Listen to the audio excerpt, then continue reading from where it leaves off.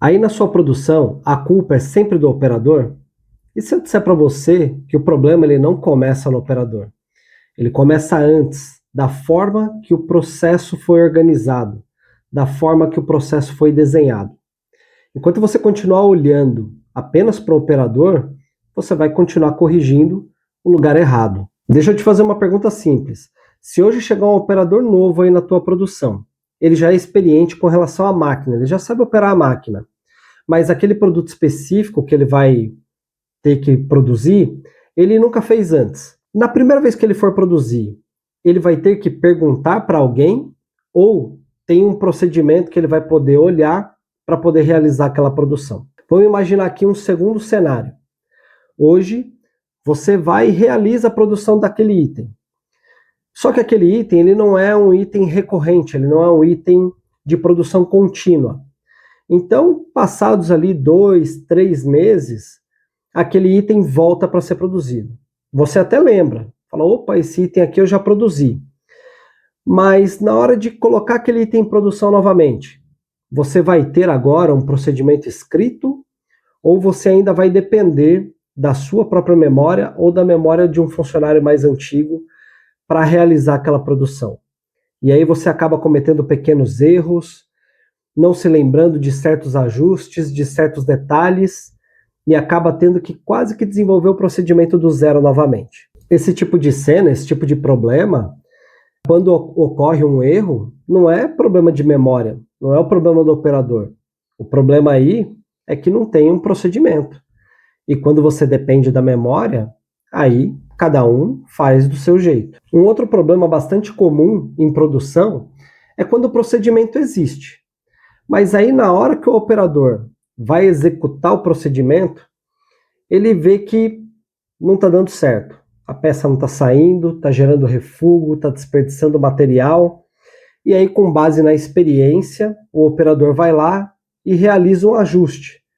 Faz um ajuste, acerta, a peça começa a sair. Nesse tipo de caso, o operador ele não está seguindo o procedimento porque ele não quer ou porque o procedimento não funciona. Quando esse procedimento foi escrito, ele foi escrito por alguém que estava lá dentro de uma sala ou ele foi escrito em conjunto com o operador que põe a mão na massa? Se aí na sua produção tem o procedimento é bom e o operador não segue, aí sim pode ser que o erro seja do operador.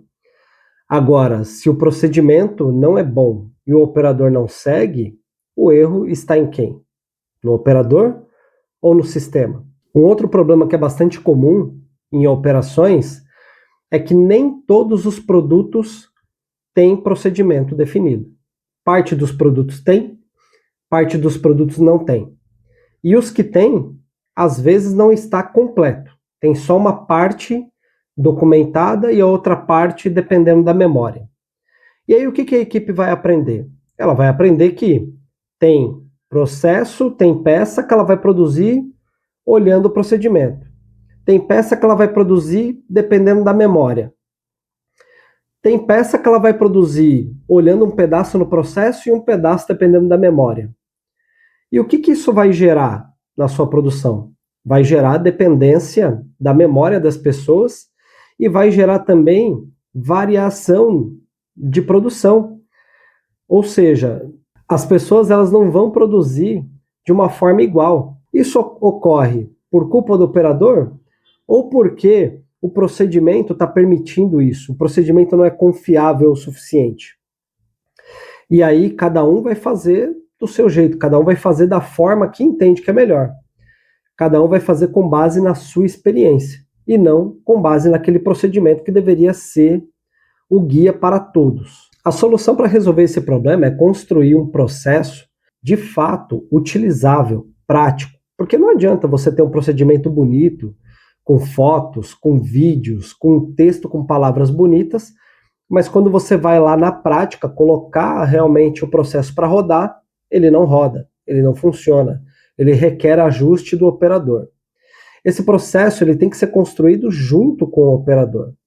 O operador precisa dizer quais são as dificuldades que ele tem, que tipo de ajuste ele precisa fazer, quais são as variáveis daquele processo que tem que ser consideradas Quais são os ajustes permitidos pelo processo? Para que aí exista um padrão, para que as produções sejam mais previsíveis, para que as produções sejam mais parecidas. É até normal que, por uma questão de habilidade, possa ocorrer de um operador ser mais rápido do que o outro. Mas quando o procedimento é de fato bem escrito e bem alinhado com o chão de fábrica, essa variação tende a ser muito menor. E com isso, você ganha muito mais controle e previsibilidade da sua operação. Quando o trabalho depende da memória, depende do que cada operador lembra ou depende da sua explicação, você não tem um processo bem definido. Você tem esforço, mas esforço apenas não vai sustentar a tua operação, porque uma hora alguém vai errar, uma hora alguém vai esquecer, uma hora alguém vai fazer diferente. E aí, quando alguém faz diferente, o problema volta. Você decide trocar as pessoas, cobra mais, pressiona mais, mas o resultado não vem, o resultado não muda, porque o erro ele não está na mão de quem executa. O erro está no sistema que deveria garantir que todos conseguissem acertar. Então a pergunta que fica aqui ela é simples. O seu processo, seu sistema, ele está ou foi construído de forma que garanta que os operadores possam acertar de forma consistente e repetida? Se esse tipo de conteúdo faz sentido para você, continue acompanhando o canal.